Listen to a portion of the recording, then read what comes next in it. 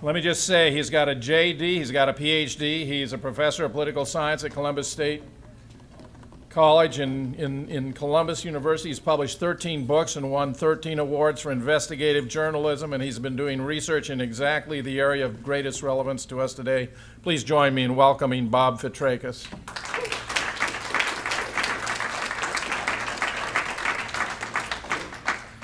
Thank you. I'm going to give you a slide a minute here, hopefully. Most of us in the room are well aware of the famed Pearl Harbor quote from the Grand Chessboard, and I know some of you, because I've talked to you, are also familiar with what most of us political scientists refer to as a standard quote in elitist theory. I mean, there's a variety of those that believe a small group of elites run the United States, if not the world. It's not the majority of the people in political science, but it's pretty standard theory, dating back, well over a century. Here we have Dr. Brzezinski, again, the National Security Advisor, in that very famous book, Between Two Ages, America's Role in the Technotronic Era. Note, technologies will make available to the leaders of the major nations techniques for conducting secret warfare, of which only a bare minimum of the security forces need be appraised. Technology of weather modification could be employed to produce prolonged periods of drought or storm. He actually goes on to talk about also uses of weather and other weapons for mind control as well. And officially, this doesn't exist, thank God. But occasionally you may read the newspapers, and tucked in the back of newspapers, you may find such quotes as this. This is one of my favorites. Let's see. Malaysia to battle smog with cyclones. Headline, November 13th, 1997. Wall Street Journal. There's a radical source. Quote, the plan calls for the use of new Russian technology to create cyclones, the giant storms also known as typhoons and hurricanes, to cause torrential rains washing the smoke out of the air of Kuala Lumpur in Malaysia. So, not illegal, right? Because it's not being used for military purposes. Note a very famous event, well known, in fact I studied this in law school on the Environmental Modification Treaty. This is the New York Times, 6/5/77. Again, talking about that great Chinese earthquake, of which soon after that the Chinese agreed to the Environmental Modification Treaty. Quote, just before the first tremor at 3:42 a.m., the sky lit up like daylight. The multi-hued lights, mainly white and red, were seen up to 200 miles away. Leaves on many trees were burnt to a crisp, and growing vegetables were scorched on one side, as if by a fireball. So that's the New York Times reporting. Note the convention soon after that. Note the next year, 1 year later, May 18th, 1977, entered into force in 78, ratified by the U.S. in 79, the conventions on the prohibition of military or any other hostile use of environmental modification techniques. Note the famed Article 1. Each state party to this convention undertakes not to engage in military or any other hostile use of environmental modification techniques having, here's the catchphrase, widespread, long-lasting, or severe effects as the means of destruction, damage, or injury to any other state party. This has come to be known as you can only screw up the environment militarily for one season. That's how they interpret long-lasting. You can see the second paragraph there. Note what they're talking about. Lithosphere, hydrosphere, a variety of other factors. Note Article 3 as well. And here's the loophole. The provisions of this convention shall not hinder the use of environmental modification techniques for peaceful purposes. Officially, the United States would never, and I mean never, engage in the violation of this treaty.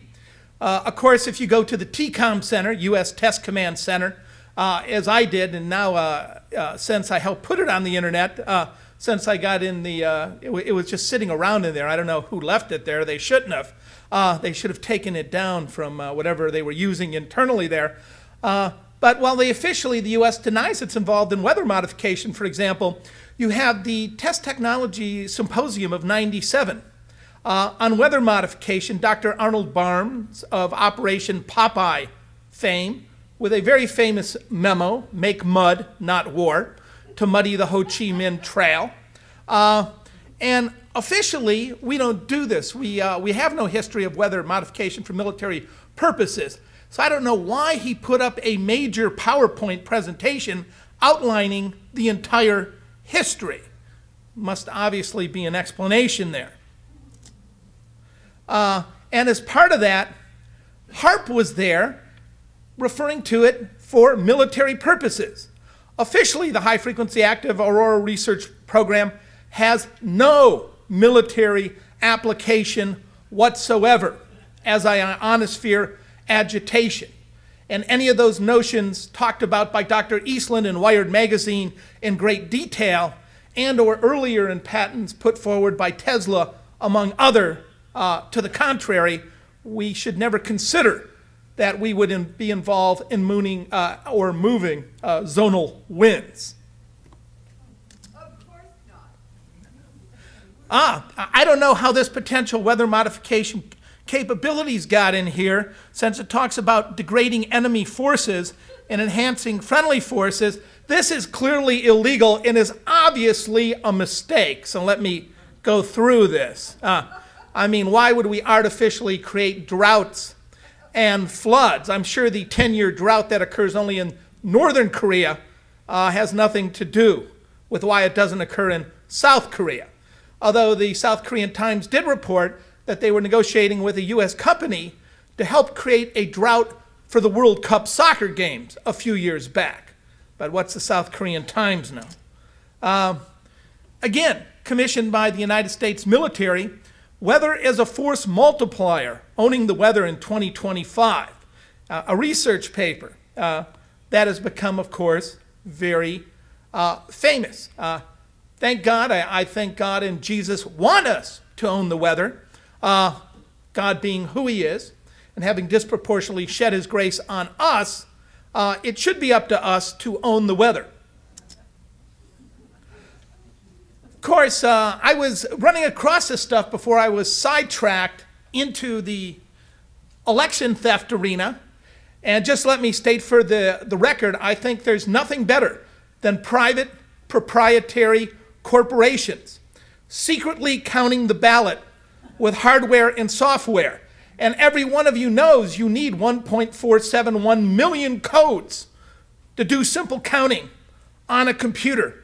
And as in Franklin County, where I'm from. And thank God some of the most patriotic families, the far right-wing Hunt family and the Amundsen family, had enough sense to put up the money initially to come up with counting and the use of technology to count ballots. And this occurred right after Richard Lugar blew the whistle that we were rigging elections in the Philippines for Marcos using mainframe computers, captured on The Power Game by Hedrick Smith. But I'm sure we would never do it here. That would be wrong. Okay. Joint Vision for 2020. Again, builds upon Joint Vision for 2010. Let's go down to the operative part. The creation of a force that is dominant across the full spectrum of military operations. Persuasive in peace, decisive in war. Preeminent in any form of conflict, even against its own people. Strategic contact. Take a look at that very famous phrase there. We're all familiar with, at least I hope we are. What is the goal? Officially, the United States government stands for peace in the world, particularly the Bush administration. The That's why I think his grandfather, Prescott Bush, laundered the money for the Nazis to help create peace in the world. And I think that's why his great-grandfather, Samuel Bush, gave that unbid contract to Percy Rockefeller for small arms during World War I. I'm from Columbus, where Samuel Bush is buried, and they're at Buckeye Steel Castings, where he gave his own self an unbid contract as well for steel during World War I.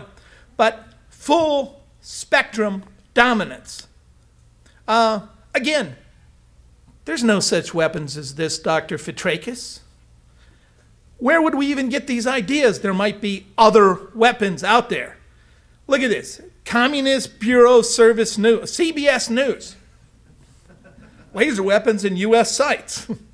Note the date, October 20th, 2003. Recall what Brzezinski said.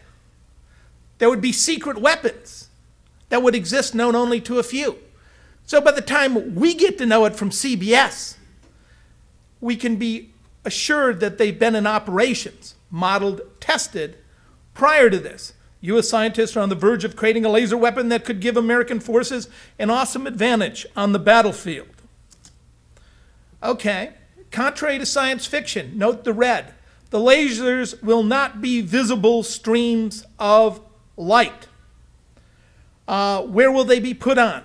Smallest to date, something on the size of a commercial jetliner. Making lasers smaller.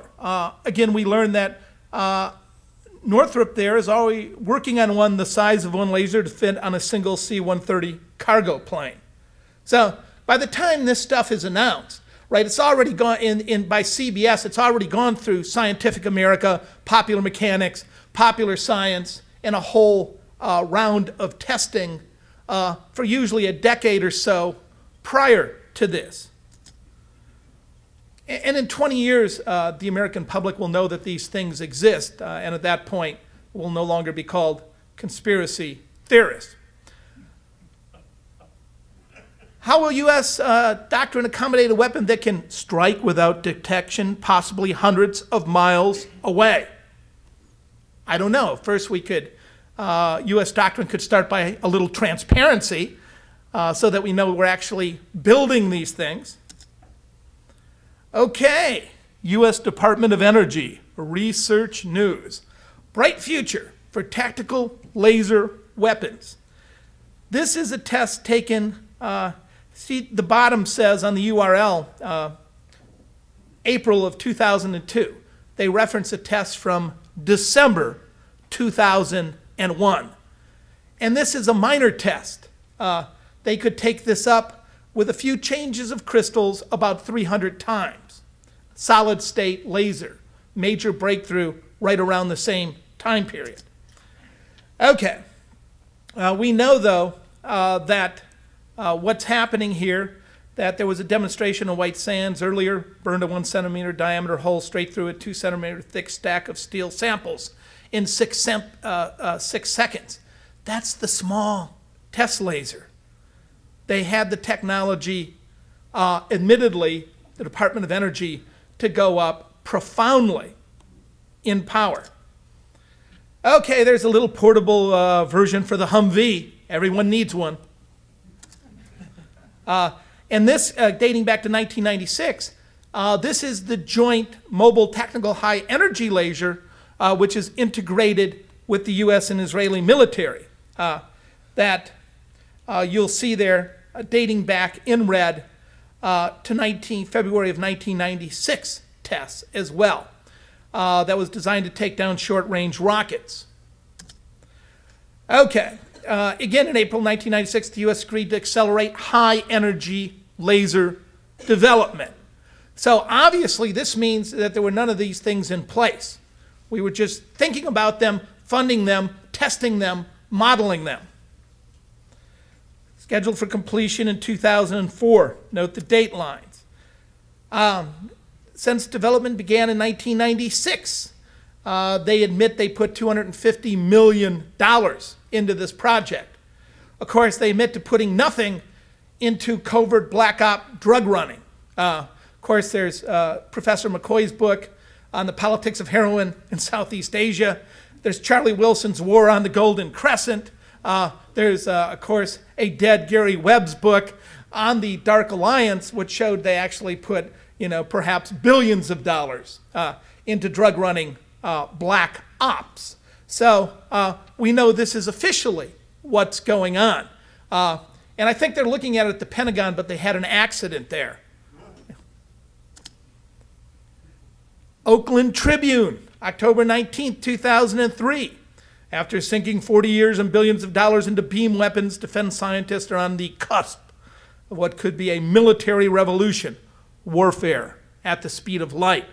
Note, right after 9/11, a year or two after, and in some cases a couple months after, you'll see all of these articles about these new revolutionary weapon system. Note down here, armed with a beam weapon that is near instantaneous, gravity-free, and truly surgical, focusing in such hair-splitting accuracy. Okay. Again, you can go to SourceWatch. You can look at all the weapons, well documented in the public record. Massive external links. I picked these. Note they're from 1998 to 2002. Tons of articles that are simply out there, but I live in Columbus, Ohio, so they have to take a back seat to the Buckeyes. Now that'll get me in trouble. I'm not likely to lose tenure for being here, but if I badmouth the Buckeyes, so let me apologize. Panama Deception. Note this is back to 1992. How many people are familiar with the documentary Panama Deception, right? Academy Award winning documentary, won the Academy Award. Note the Washington Post at the bottom. Numerous interviews in there. In fact, shockingly, when I was looking at those cars that were toasted in the last presentation, very similar scenes in the Panama Deception. It went on to suggest that chemical weapons and even lasers were used in the invasion. Numerous eyewitness reports that lasers were in fact used during the Panama Deception. And I know what you're thinking. You're going to go, what next? You're going to tell me U.S. was involved, or the CIA, in the death of the person before Noriega, and Noriega was on our payroll, and they were laundering drug money? No, I wouldn't suggest that. I'll leave that up to the official documents.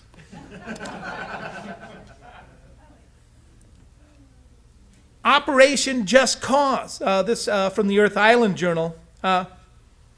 Exotic laser weapons that melted human bodies and sliced metal car frames in two. And again, this is from 1989. I wonder if they have made any advances since then. Since we would never break these laws, I think they probably stopped right there after slicing these cars in half and melting human bodies because they knew it was wrong. Again, as I move towards my conclusion, right? Bertrand Gross, back in the 1980s, wrote the book Friendly Fascism, The New Face of Power in America. Sort of fascism with a smiley face. Kind of makes you yearn for the smiley face. But the military, let's think about this. Number one, we were already warned about the military-industrial complex by Eisenhower, among others. Right? It's well established, what C. Wright Mills, the great sociologist, calls the power elite. In a mass society, as we build these large hierarchical organizations, a few people at the top having control. I know what you're thinking. You're thinking, what next, Dr. Fitrakis? You're going to tell me one of the smallest navies in the world, the North Vietnamese, and their little patrol boats didn't attack the U.S. Navy at high seas unprovoked? Followed, of course, by the security industrial complex. I think Chalmers Johnson, I looked it up last year, the known money was about $43 billion. When I looked it up using Jane's as the great military index, the three largest budgets in the world were U.S. military budget, Russian military budget at $66 billion, U.S. spy, oh, I forgot we don't spy, U.S. gathering of access budget at $43 billion. And that's known budgets. Now it's somewhere in the $44 billion to $48 billion range. And this is going to help us, as I understand it. Say, for example, 5 Al-Qaeda people learned how to fly here. We would be able to stop them if they tried to get on a plane with box cutters. And we do this by spying on every single American. Finally, you have this massive security industrial complex, which is here today, and I welcome whoever that is. I'm also encouraging interagency rivalry, so. And I'm also open for leaks. If you don't like some people in those other agencies, I'd be willing to take them out. I mean, with documents, not by any other way. And finally, right, the prison industrial complex, which explodes from the 1970s, right? Let's go back to William Randolph Hearst, great admirer of Mussolini. You know, I mean, you need a good war against marijuana because you got to have the police doing something, preferably in an endless war. And you now have this massive prison industrial complex. You have this massive military industrial complex. You have this massive security industrial complex, which makes us all want to say the F word. Fascism. That's what it is. And I'm not making any assumptions on what happened at the World Trade Center. All I'm saying is we know from the public record they were high-tech secret weapons systems, incredibly advanced. In fact, I had the privilege of being the only alternative journalism, thanks to Helen Kellicott, that got into a little gathering of journalists. And you know how you think, well, the journalists are in on it? They are in on it. At the end of the day, when we, first of all, we had gourmet chefs, and we could get any gourmet meal we wanted.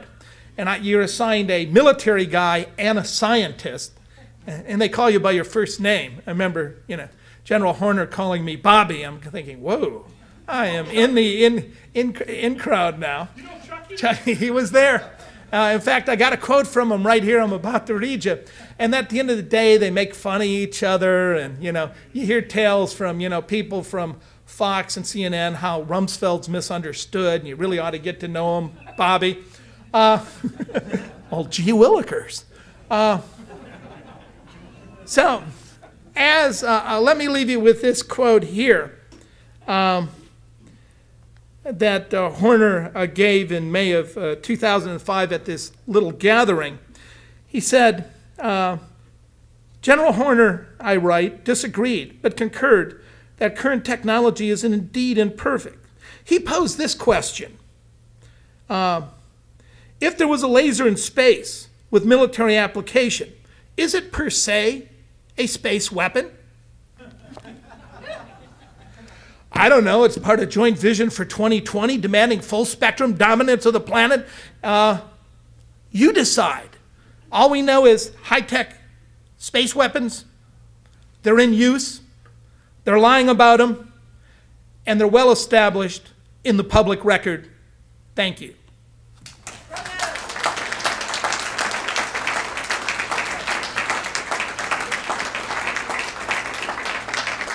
Bob Fitrakis.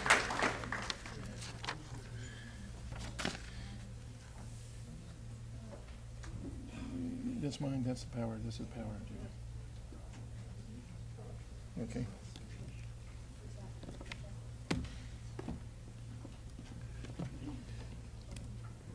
You need this connection right again.